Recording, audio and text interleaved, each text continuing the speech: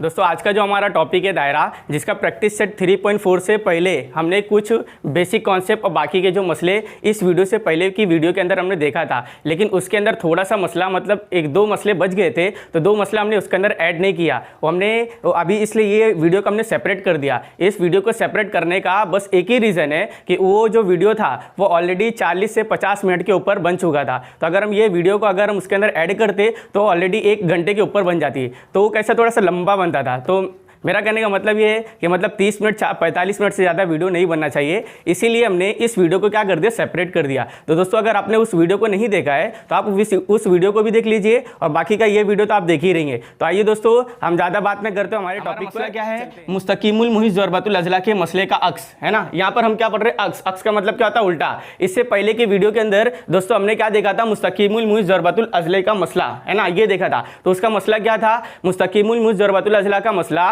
कि मुकाबिल के जाविये क्या होते हैं, मुतम्मिम होते हैं। मुतम्मिम होते हैं मतलब क्या, दोनों को प्लस करेंगे तो किसके बराबर आएगा, 180 के बराबर आएगा। मतलब ये जाविया और ये जाविया को हम प्लस करेंगे तो किसके बराबर आएगा, 180। और ये जाविया और ये जाविया को प्लस करेंगे तो किसके बराबर आएगा, 180। अगर वो 180 आता है तो मुस्तकीमुल मुहित ज़रबतुल अज़ला कहलाता है। लेकिन अब इसके अंदर हम क्या पढ़ने जा रहे हैं, अक्स पढ़ने जा रहे हैं। देखिए यहाँ पर क्या लिखा है, अक्स लिखा है। अक्स का मतलब क्या होता है, उल्टा। उल्टा इसका मतलब क्या है, देखो, ज़रबतुल अज़ला के मुकाबिल के जाविये मुतम्मिम हो, मतलब अगर ज़रबतुल अज़ला के मुकाबिल के जाविये क्या हो, मुतम्मिम हो। अगर वो मुतम्मिम है तब हो तो ज़रबतुल अज़ला मुस्तकीमुल मुहित होता है। अगर मुकाबिल के जाविये मुतम्मिम हो तो वो ज़रबतुल अज़ला क्या होता है, मुस्तकीमुल मुहित होता है। मुस्तकीमुल मुहित हम किसे कहते हैं, जिसके चारों रास किसके ऊपर टच हो, सर्कल के ऊपर टच हो। देखो ना, सब सर्कल के ऊपर टच है, तब उसे हम क्या कहते हैं, मुस्तकीमुल मुहित ज़रबतुल अज़ला का मसले का अक्स कहते हैं। अब यहाँ पर देखिए दोस्तों, हमने यहाँ पर मसले के नीचे दिया हुआ और साबित करना और सबूत लिख करके रखा है। देखो यहाँ पर ये जो दिया हुआ है, दिया हुआ के अंदर हमने क्या लिखा है, ABCD एक ज़रबतुल अज़ला है। यहाँ देखेंगे दोस्तों, ABCD आपको क्या दिखाई दे रहा है, एक ज़रबतुल अज़ला है ना। अगर वो ज़रबतुल अज़ला है तब उसके मुकाबिल के जाविये क्या होंगे, मुतम्मिम होंगे। तो यहाँ पर देखेंगे हमने ये दिया हुआ के अंदर ही है, ये जो पार्ट लिखे ना हमने एक 180 वाला, तो वो दिया हुआ के अंदर ही है। देखो ये जाविया A, ये A बीच में कैसा आएगा, ये वाला जाविया, यहाँ पर DAB, देखो यहाँ पर हमने वही लिखा DAB, फिर प्लस BCD। अब ये जाविया किसके किसके होगा, ये जाविया और ये जाविया मुकाबिल है ना, तो ये जाविया बीच में कैसा आएगा, BCD या फिर DCB लिखो। बात देखिए, जब उन दोनों को प्लस करेंगे तो किसके बराबर आता है दोस्तों, 180 के बराबर आता है। अब यहाँ देखेंगे हमने यहाँ पर क्या लिखा, साबित करना है। साबित करने के अंदर क्या लिखा है, ABCD मुस्तकीमुल मुहित ज़रबतुल अज़ला है। यहाँ देखेंगे ABCD हमको क्या साबित करना है, ये मुस्तकीमुल मुहित ज़रबतुल अज़ला है। अब यहाँ पर देखिए दोस्तों, हमने यहाँ पर सबूत लिखा है। अब देखो, सबूत को हल करने से पहले मैं थोड़ा सा आपको इंट्रोडक्शन दे दूं। देखो यहाँ पर अभी आपको क्या दिखाई दे रहा है, ज़रबतुल अज़ला, मुस्तकीमुल मुहित ज़रबतुल अज़ला है, क्योंकि इसके चारों रास दायरे के ऊपर टच हो रहे हैं, ठीक है ना। लेकिन अब इसके अंदर हम क्या कर रहे हैं, अक्स कर रहे हैं। अक्स का मतलब क्या होता है, उल्टा होता है। तो अभी हमने क्या किया है, इसके अंदर ये जो एक पॉइंट है C, ठीक है, ये जो पॉइंट C है, इसको हमने क्या कर दिया, दायरे के देखो बाहर ले लिया। दिखाई दे रहा है, दायरे के बाहर है। ये जो पॉइंट C है उसको हमने क्या कर, दायरे के क्या कर लिया, बाहर ले लिया। हालांकि ये मुस्तकीमुल मुहित ज़रबतुल अज़ला है, लेकिन अभी हम इस मतलब इसके अंदर ये हम अक्स कर रहे हैं ना, तो अक्स के अंदर अभी हम ये सपोज करेंगे कि ये जो मुस्तकीमुल मुहित ज़रबतुल अज़ला है ये नहीं है, हालांकि ये है, लेकिन अभी हमने किसको सपोज किया है, इसको सपोज किया है, क्योंकि हम अक्स कर रहे हैं। तो अभी हम गलत लेकर के हल करेंगे। अक्स जब कभी भी हम हल करते हैं तो हम गलत लेकर के हल करते हैं, फिर जो हम गलत सपोज करते हैं फिर वो आखिर में जाकर के हम क्या बताते हैं, जो हमने सपोज किया था वो गलत है, तो हमारा थ्योरम क्या जाता है, प्रूफ हो जाता है। बस कुछ इस तरीके से हल करना है। यहाँ देखेंगे दोस्तों, लेकिन इसके अंदर देखो, ये जाविया और ये जाविया आपस में क्या है, मुतम्मिम है, बराबर ना। ये जाविया A वाला जाविया और ये C वाला जाविया, ये दोनों आपस में क्या है, मुतम्मिम है। तो यहाँ पे देखो, याला भी जाविया और याला जाविया भी आपस में क्या होंगे, मुतम्मिम होंगे। ये यहाँ पर दिया हुआ है, ठीक है ना। अब यहाँ पर हम सबूत लिखेंगे। सबूत के अंदर हम लिखेंगे, देखो यहाँ पर हम लिखेंगे 3 गैर हम खत्ती से सिर्फ और सिर्फ एक ही दायरा गुजर सकता है। तीन ही क्यों लिखे यहाँ पर, क्योंकि ये जो सी है, सी वाले को हमने क्या कर दिया, बाहर ले लिया। अगर हमने इसको बाहर ले लिया तो ये मुस्तकीमुल मुहित होगा क्या, नहीं होगा, क्योंकि इसका एक जो रास है देखो दायरे के बाहर जा रहा है। ये दायरे के रास देखो यहाँ पर है एक, यहाँ पर है एक, यहाँ पर है, लेकिन जो सी वाला देखो बाहर चले गया, तो ये मुस्तकीमुल मुहित नहीं होगा। तो इसलिए सी वाले को हमने हटा दिया, इसलिए हमने क्या लिया यहाँ पर DAB, है ना। तो DAB को हमने क्या लिया, 3 गैर हमकत्ती, और गैर हमकत्ती से हम क्या बनाते हैं, दायरा बनाते हैं। यहाँ देखेंगे 3 गैर हमकत्ती से सिर्फ और सिर्फ एक ही दायरा गुजर सकता है, और नुकात क्या लिखा, नुकात DAB से, नुकात DAB से एक दायरा गुजरता है, एक दायरा गुजरता, एक दायरा गुजरता है, ठीक है, एक दायरा गुजरता है। अब यहाँ पर हमने क्या लिखा और इसके आगे हम क्या लिखेंगे, फर्ज कीजिए नुक्ता सी दायरे के बैरून में वाक़ होगा या फिर अंदरून में वाक़ होगा। आप इसको अंदरून में भी ले सकते हैं, लेकिन अभी हमने क्या लिया, इसको बाहर लिया है। तो यहाँ पर हम लिख सकते हैं, फर्ज कीजिए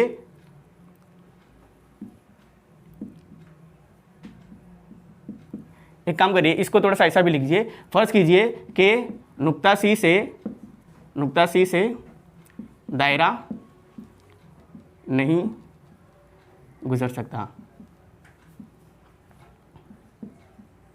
है ना। नुक्ता सी से क्या दायरा नहीं गुजर रहा है ना, तो यहाँ पर नुक्ता सी से दायरा नहीं गुजर रहा है। और यहाँ पर हम क्या लिखेंगे आगे, नुक्ता सी से दायरा नहीं गुजरता, नुक्ता सी दायरे के अंदरून में वाक़ हो सकता है या बैरून में,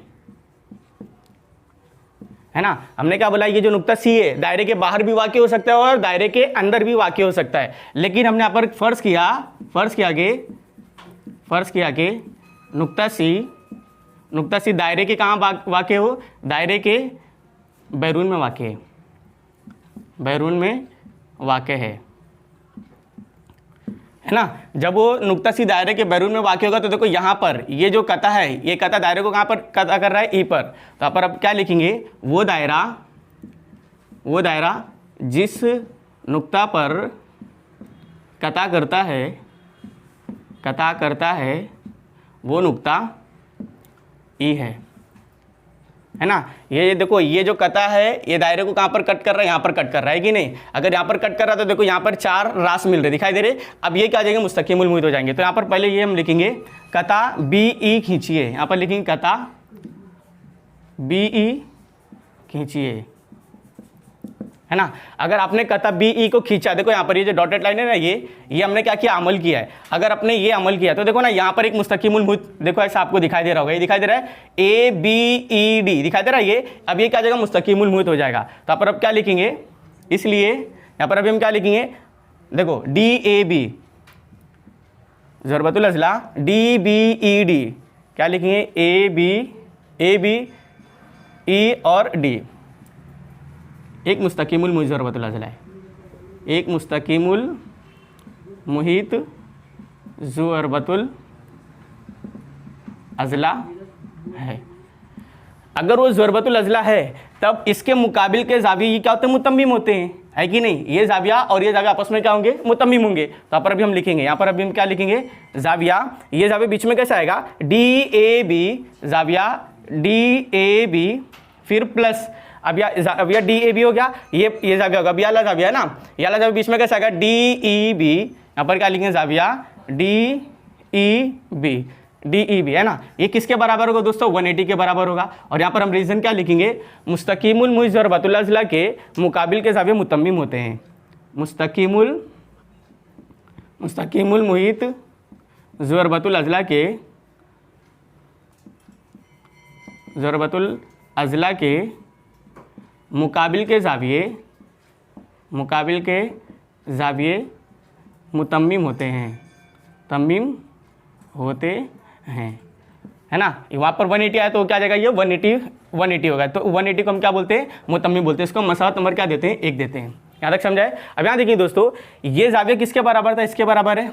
ऐसे ही ना। लेकिन ये ए वाला जाविया किसके बराबर है, सी वाले की बराबर है। देखो यहाँ पर ये जाविया ए किसके मतलब बराबर मतलब मुतम्मी में, ये जाविया और किसके मुतम्मी में, ये वाले जाविया के, है ना। तो ये जाविया और ये जाविया भी क्या होंगे, मुतम्मिम होंगे, है ना। ये वाला जाविया देखो ये तो ऑलरेडी यहाँ पर दिया हुआ है, आप इसको उठा करके यहाँ पर भी ऐसा लिख सकते हैं। लेकिन अभी वाला जाविया बीच में कैसा आएगा, डी ए बी, यहाँ पर लिखेंगे जाविया डी ए बी, फिर यहाँ पर क्या लगाएंगे प्लस, जाविया डी ए बी हो गया, फिर प्लस ये जाविया और किसके मुतम्मिम हो सकता है, इसके होगा। तो याला जाविया बीच में कैसा आएगा, डी सी बी, यहाँ पर क्या लिखे जाविया डी सी बी, है ना। ये भी किसके बराबर होगा, 180 के, है ना। और यहाँ पर रीजन क्या लिखेंगे, दिया हुआ है, दिया हुआ है। देखो ना यही पार्ट यहाँ पर लिखा है और ये किसके बराबर 180, और हमने किस में लिखा है, दिया हुआ के अंदर लिखा है। इसको मसावत नंबर अभी हम क्या देंगे, 2 देंगे। अब यहाँ देखेंगे दोस्तों, अब इसके बाद तो आपका आंसर भी आ गया, थोड़ा सा खाली हल करना है। मसावत 1 और 2 की बिना पर, मसावत 1 और 2 की बिना पर। अच्छा अगर ये 180 बराबर है तो फिर ये दोनों भी आपस में होंगे, बराबर ही होंगे, सिंपल सी बात है। तो यहाँ पर अभी हम क्या लिखेंगे, देखो अगर ये दोनों आपस में बराबर है 180 तो फिर ये पार्ट और ये पार्ट भी आपस में होंगे, बराबर ही होंगे। तो यहाँ पर हम इसको ऐसा लिख सकते हैं ना, जाविया डी ए बी फिर प्लस जाविया डी ई बी, ये बराबर होता है। अब ये किसके बराबर होगा, इसके बराबर होगा। तो ये हम इसको ऐसा लिखेंगे, डी ए बी जाविया डी ए बी फिर प्लस जाविया डी सी बी। यहाँ तक समझा है ना। अब आगे देखेंगे, यहाँ पर आपको एक चीज़ दिखाई दे रहा होगा, डी ए बी और यहाँ पर भी डी ए बी है, तो इक्वल टू के उस साइड है तो दोनों आपस में क्या जाएंगे, कैंसिल हो जाएंगे। अब ये दोनों को हम, अब ये दोनों आपस में क्या जाएंगे, इक्वल हो जाएंगे। यहाँ पर अभी हम क्या लिखेंगे, जाविया डी ई बी, ये बराबर है किसके बराबर, इसके जाविया डी सी बी के। ये मसावत नंबर हम इसको क्या देते, 3 देते। अच्छा इसका मतलब क्या है, देखो यहाँ पर जाविया डी ई बी, जाविया कहाँ पर आया, बीच में आया, डी ई बी जाविया डी, सॉरी जाविया डी ई बी ना, जाविया डी ई बी, है ना। याला जाविया किसके इक्वल आ रहा है, डी सी बी के, जाविया डी सी बी के, मतलब ये जाविया के इक्वल आ रहा है। अगर ये दोनों जाविया इक्वल आ रहे हैं तो क्या ये दोनों ऐसे सेपरेट होंगे क्या, पॉसिबल ही नहीं है। ये दोनों नुक्ता क्या होंगे, एक ही होंगे। लेकिन अभी आगे देखेंगे दोस्तों, यहाँ पर ये देखो ये मुसल्लस दिखाई दे रहा है, आला मुसल्लस। तो ये मुसल्लस का ये जो जाविया क्या होता है, खारजा जाविया होता है। देखो यहाँ पर पहले हम क्या करेंगे, यहाँ पर मुसल्लस को सेलेक्ट करेंगे, मुसल्लस यहाँ पर अभी हम क्या ले रहे हैं, मुसल्लस बी ई सी, ये दिखाई दे रहा है मुसल्लस बी ई सी। यहाँ पर अभी हम क्या लिखेंगे, मुसल्लस बी ई सी में, देखो मुसल्लस बी ई सी में, मुसल्लस बी ई सी का जो खारजा जाविया है ये जाविया है ना। तो यहाँ पर हम क्या लिखेंगे, मुसल्लस बी ई सी का खारजा जाविया, देखो ना मुसल्लस बी ई सी का खारजा जाविया मतलब क्या, तो जो जाविया कहाँ बनता है, बाहर बनता है। तो देखो ये मुसल्लस इधर बन रहा है ना, लेकिन इसका ये जो जाविया ये क्या है, खारजा जाविया है। तो ये खारजा जाविया बीच में कैसा आएगा, डी ई बी, यहाँ पर हम क्या लिखेंगे, जाविया डी ई बी है ना, जाविया डी ई बी है, समझा। तो खारजा जाविया की प्रॉपर्टी क्या होती है दोस्तों, कि खारजा जाविया इन दोनों सम के इक्वल होता है, ये जाविया और ये जाविया की क्या होता है, इक्वल होता है ना। तो यहाँ पर अभी हम क्या लिखेंगे, जाविया, देखो ये वाला जाविया बीच में कैसा आएगा, ये खारजा जाविया है ना। तो यहाँ पर खारजा जाविया क्या लिखा हमने, यहाँ पर जाविया डी ई बी ना, तो यहाँ पर अभी पहले लिखेंगे जाविया डी ई बी, ये खारजा जाविया ना। तो खारजा जाविया कितने जाविया के बराबर होता है, 2 जाविया के। तो याला जाविया और ये जाविया को जब हम प्लस करेंगे तो इसके बराबर होगा। तो याला जाविया बीच में कैसा आएगा, E B C, जाविया E B C, फिर यहाँ पर क्या लिखेंगे प्लस। अब याला जाविया बीच में कैसा आएगा, ई सी बी, यहाँ पर हम क्या लिखेंगे, जाविया ई सी बी। पूरा जाविया कंप्लीट हो गया ना। तो यहाँ पर अभी हम क्या लेंगे, खारजा जाविया की बिना पर, खारजा जाविया की बिना पर, है ना। इसको मसावत नंबर क्या देंगे, हम 3 देंगे। अच्छा एक बात बताइए, जब हम ये दोनों जाविया को प्लस करते हैं तब वो इसके बराबर होता है, बात समझ में आई। मतलब जब इन दोनों जाविया को हम जब प्लस करते हैं तो वो इसके बराबर होता है। तो अगर ये अकेला इसके बराबर होएगा क्या, देखो यहाँ पर इसको हम कैसा लिखेंगे, जाविया डी ई बी, ये क्या होगा, छोटा होगा। ये देखो जाविया डी ई बी क्या होगा, छोटा होगा, सॉरी ये देखिए यहाँ पर जाविया डी ई बी क्या होगा, बड़ा होगा। किसके बड़ा होगा, किसके बड़ा होगा, ये इसके बड़ा होगा ना। तो पर अब क्या लिखेंगे, जाविया ई बी सी के। देखो इधर पे जब मैं ये दोनों जाविया को प्लस करूंगा तब इसके बराबर होगा। तो ये जाविया अकेला इसके बराबर होगा क्या, नहीं होएगा। ये जाविया अकेला इसके बराबर होगा क्या, नहीं। तो ये जाविया क्या होगा, अकेला बड़ा हो जाएगा। किससे बड़ा होगा, इसके बड़ा होगा, ठीक है। और यही जाविया, ये जाविया और किससे बड़ा होगा, इससे बड़ा होगा। तो पर अभी हम क्या लिखेंगे, जाविया डी ई बी, ये भी क्या होगा, बड़ा होगा। किससे बड़ा होगा, इससे बड़ा होगा। तो पर हम क्या लिखेंगे, जाविया ई सी बी के, है ना, ई सी बी है ना। इसको मसावत नंबर कितना देंगे, 4 देंगे। वहाँ पर 3 था ना, यहाँ पर 4। अच्छा एक बात बताइए दोस्तों, ये जाविया EBC, जाविया DEB, जाविया DEB, ये क्या था, बड़ा बता रहे हैं, इसके अंदर किससे बड़ा हो रहा है, जाविया EBC, देखो जाविया EBC इससे बड़ा बता रहा है। लेकिन मसावत 3 के अंदर ये जो दोनों जाविया है, ये दोनों जाविया आपस में क्या बता रहे, इक्वल बता रहे, तो ये क्या आ जाएगा, ये मसावत 3 के क्या खिलाफ है, क्योंकि इसके अंदर क्या बता रहा है, ये जाविया बड़ा बता रहा है, और मसावत नंबर 3 के अंदर क्या बता रहा है, ये जाविया और ये जाविया क्या इक्वल है, ये जाविया और ये जाविया आपस में इक्वल है। लेकिन ये जो हमने खारिज जाविया लगाया तो उसके अंदर क्या बता रहा है, ये जाविया इससे बड़ा है और ये जाविया इससे बड़ा है, तो गलत है ये। तो यहाँ पर हम क्या लिखेंगे, ये बयान मसावत 3 के खिलाफ है। इसलिए अभी हमने क्या फ़र्ज़ किया था, हमारा फ़र्ज़ करना है कि नुक्ता C दायरे के बाहर वाक़ है। गलत है, ये क्या गलत है ना, क्योंकि ये दोनों आपस में क्या रहे, इक्वल आ गए। अगर इक्वल आ गए तो ये पॉइंट और ये पॉइंट क्या आ जाएंगे, सेम ही हो जाएंगे, ये गलत है। नुक्ता C और नुक्ता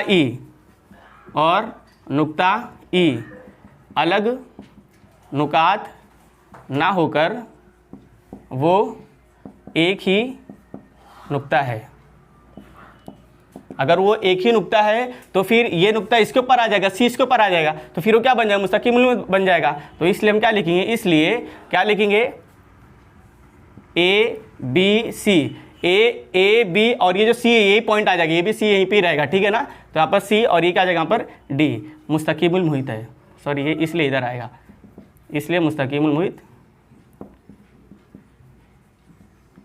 बस दोस्तों इस तरीके से इसे हल करना था। अगर आप इसे लिखना चाहते हो तो इसका स्क्रीनशॉट ले लें, फिर हम बढ़ते हैं नेक्स्ट टॉपिक। आइए दोस्तों, जो हमारा प्रैक्टिस सेट के अंदर ये वाला जो मसला है, ये मसला आपको कुछ सवालों के अंदर यूज़ होगा, तो इसलिए इस मसले को आप ज़रूर देखिए, मतलब थोड़ा समझने की कोशिश कीजिए। देखो इधर पे ये मसला क्या है, यहाँ पर किसी खत पर वाक़े कोई दो मुतफर्रिक नुकात इस खत के एक ही जानिब दो मुतफर्रिक नुकात के मुहाज़ी ज़ाविये मुतमासिल होते हैं। देखो यहाँ पर क्या लिखा है, मुहाज़ी ज़ाविये, यहाँ पर क्या लिया, मुहाज़ी ज़ाविये है ना। देखो यहाँ पर क्या लिया, किसी भी खत, मान के चलो ये खत है, ठीक है, इसका नाम क्या लिखा मैंने, PQ लिखा। दो मुतफर्रिक नुकात मतलब क्या, दोनों अलग अलग, ये नुकात और ये नुकात दोनों भी क्या है, आपस में अलग है। अब उसके बाद क्या बोला है, अगर दो मुतफर्रिक अलग है, इस खत के एक ही जानिब हो, मतलब ये जो खत है, ये मुतफर्रिक नुकात है, इस खत के एक ही जानिब मतलब एक ही तरफ, यहाँ पर चाहे वो ऊपर हो चाहे वो नीचे हो, दो मुतफर्रिक नुकात के दो मुहाज़ी ज़ाविये क्या होते हैं, मुतमासिल होते हैं। मतलब इससे ये जो खत है, ये जो खत से और ये खत से ये जो ज़ाविये बन रहे हैं, ये दोनों ज़ाविये क्या होते हैं, मुतमासिल होते हैं। ये ज़ाविया कुछ भी हो, अगर 60 होगा तो ये भी कितना होगा, 60 होगा। मुहाज़ी ज़ाविये किसे कहते हैं, देखो ये मतलब ये पॉइंट से एक ये ज़ाविया बनेगा और यही पॉइंट से एक ये भी ज़ाविया बनेगा, तो ये दोनों ज़ाविया आपस में क्या कहलाते हैं, मुहाज़ी ज़ाविया कहलाते हैं। अब यहाँ पर क्या बोला है, मुहाज़ी ज़ाविया बनाते हूँ तब वो चारों नुकात एक ही दायरे पर वाक़ होते हैं। अगर ये दोनों आपस में मुहाज़ी ज़ाविया है, समझ में आया, अगर ये दोनों ज़ाविया आपस में मुहाज़ी ज़ाविया मतलब ये दोनों आपस में मुतमासिल है, तब फिर ये ज़ाविया और ये ज़ाविया मतलब मिलकर कितने ज़ाविये जाएंगे, 4 ज़ाविये। एक ज़ाविया इधर है, एक ज़ाविया इधर है और एक ज़ाविया इधर और एक ज़ाविया इधर, ठीक है ना।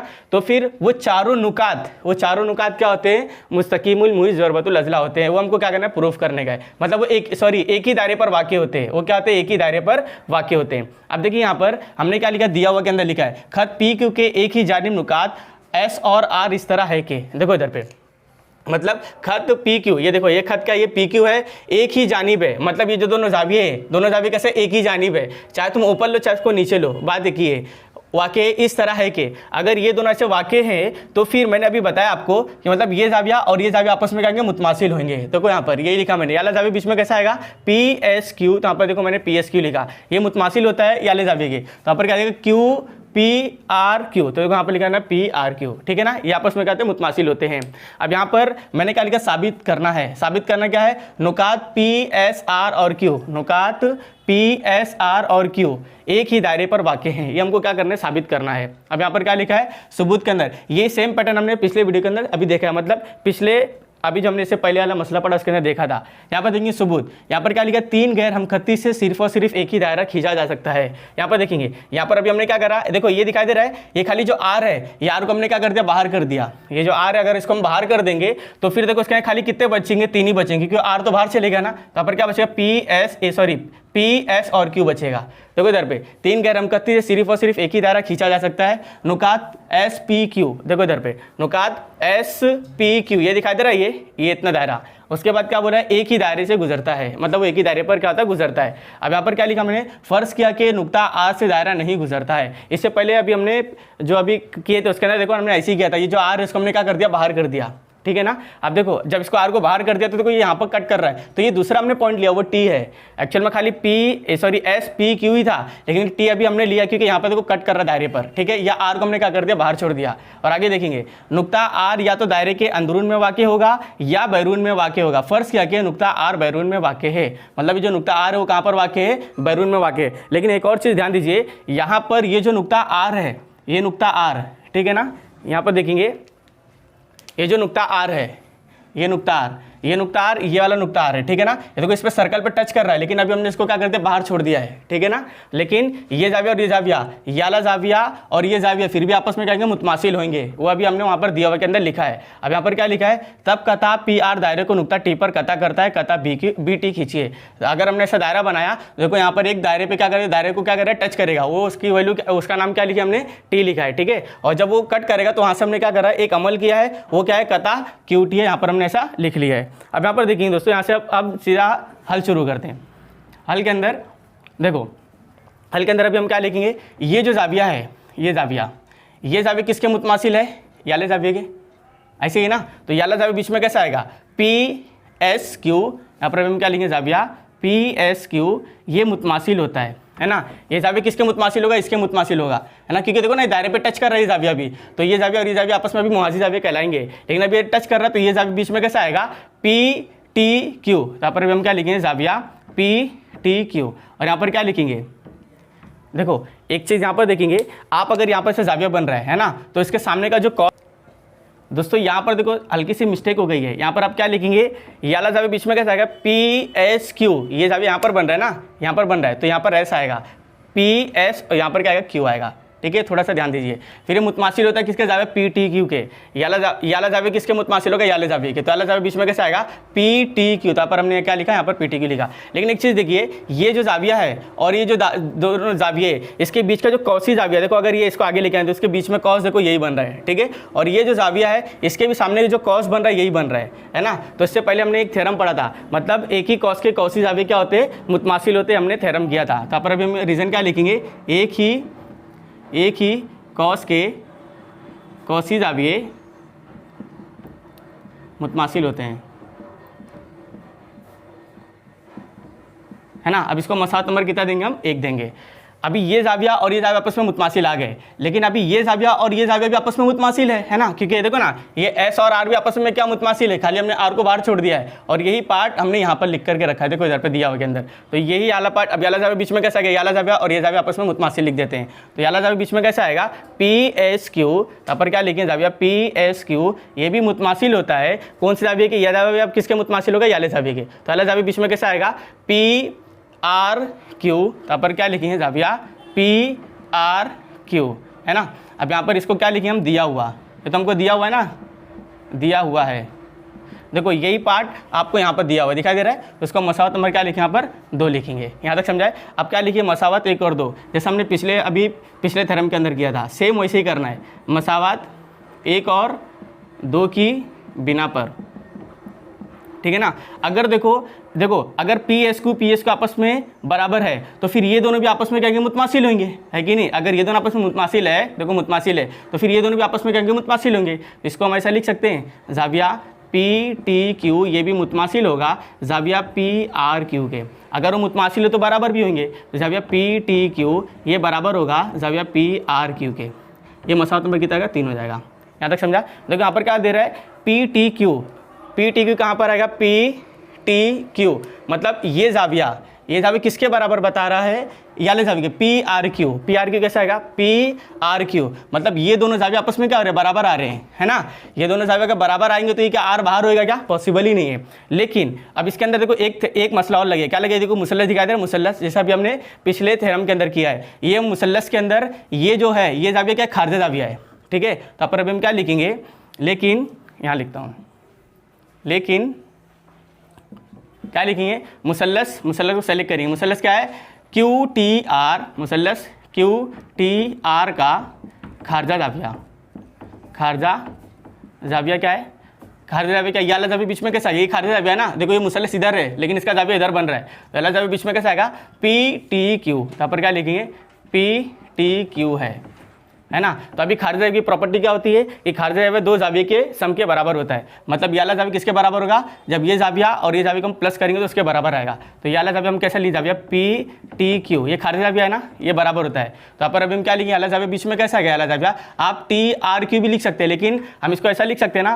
P R Q. तो यहाँ पर अभी हम क्या लिखेंगे, जाविया खाली जाविया बीच में आना चाहिए, तो पी आर क्यू। तो यहाँ पर हम क्या लिखते हैं, पी आर क्यू, फिर यहाँ पर क्या लगाएंगे, प्लस। अब ये जाविया और ये जाविया को हम क्या करेंगे, प्लस करेंगे। अब वाला जाविया बीच में कैसा गया, वाला जाविया, तो यहाँ पर क्या लिखेंगे, टी क्यू आर। यहाँ पर क्या लिखेंगे, जाविया टी क्यू आर, और ये पूरा मसला कंप्लीट हो गया। तो यहाँ पर भी हम क्या लगाएंगे, खारजा जाविया की बिना पर, खारजा जाविये की बिना पर, ठीक है ना। अच्छा एक बात बताइए, ये जो पी टी क्यू दे रहा है, पी टी क्यू और किसके बराबर दे रहे हैं, यहाँ पर पी आर क्यू के। तो यहाँ पर अभी हम क्या लिखेंगे, जाविया इसकी जगह पर हम ये लिख रहे हैं, ठीक है ना। तो पर हम क्या लिखेंगे, पी आर क्यू, ये बराबर होता है जाविया पी आर क्यू के, फिर ये प्लस जाविया टी क्यू आर, ठीक है ना। अब इसके अंदर फायदा क्या है, पी आर क्यू और पी आर क्यू दोनों कैंसिल, तो यहाँ पर कुछ नहीं बचेगा। तो यहाँ पर क्या बचेगा, 0 इक्वल टू क्या बचेगा, जाविया टी क्यू आर, ठीक है। मतलब ये किसके बराबर है, इसके, और ये किसके बराबर है, इसके। तो क्या हम इसको ऐसा लिख सकते हैं, देखो जाविया टी क्यू आर बराबर था 0 के। देखो अगर जाविया टी क्यू आर कहाँ है, टी क्यू आर, मतलब अगर ये जाविया 0 आ गया, ये जाविया 0 आ गया, तो मतलब ये जाविया है ही नहीं, बात समझ में आई, ये जाविया है ही नहीं। और ये वाला जो जाविया है, ये जाविया किसके इक्वल आ गया, इसके इक्वल आ गया, बात समझ में आ रही है। अगर ये दोनों इक्वल है, देखो ना यहाँ पर अभी हमने मसला नंबर 3 में दिखाया है, ये जाविया और ये जाविया आपस में क्या इक्वल है, लेकिन ये जाविया क्या बता रहा है, 0 का मतलब कुछ भी नहीं है, लेकिन ये जाविया और ये जाविया आपस में क्या इक्वल है। अगर दोनों इक्वल हो गए तो क्या दोनों सेपरेट होंगे क्या, नहीं। तो क्या ये दोनों नुक्ता क्या होंगे, एक ही होंगे। तो यहाँ पर अभी हम क्या लिखेंगे, इसलिए क्या लिखेंगे, हमारा फर्ज करना है नुक्ता आर दायरे के बैरून में वाक़े है, वो क्या दोस्तों गलत है, वो गलत है।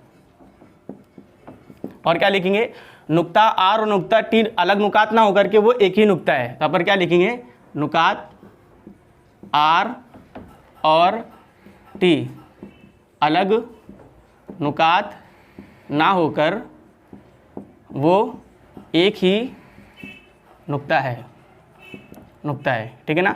अगर ये दोनों एक ही नुक्ता हो जाएंगे तो ये आर और टी दोनों एक ही हो जाएंगे ना, तो हम लिख सकते हैं ना, क्या लिख सकते हैं, पी क्यू आर एस। तो यहाँ पर क्या लिखेंगे, इसलिए पी क्यू आर एस, क्या लिखेंगे, पी क्यू आर एस एक ही दायरे पर वाक़े हैं, एक ही दायरे पर वाक़े हैं। बस दोस्तों इस तरीके से इसे हल करना है। अगर आप इसे लिखना चाहते हैं तो इसका स्क्रीनशॉट ले लें। दोस्तों अगर ये आपको हमारे ये वीडियो समझ में आ रहा है तो हमारी इस वीडियो को लाइक करें और शेयर करें, और इसी तरीके से हमारे संजरिया अकेडमी से जुड़े रहें और देखते रहें। अस्सलाम वालेकुम।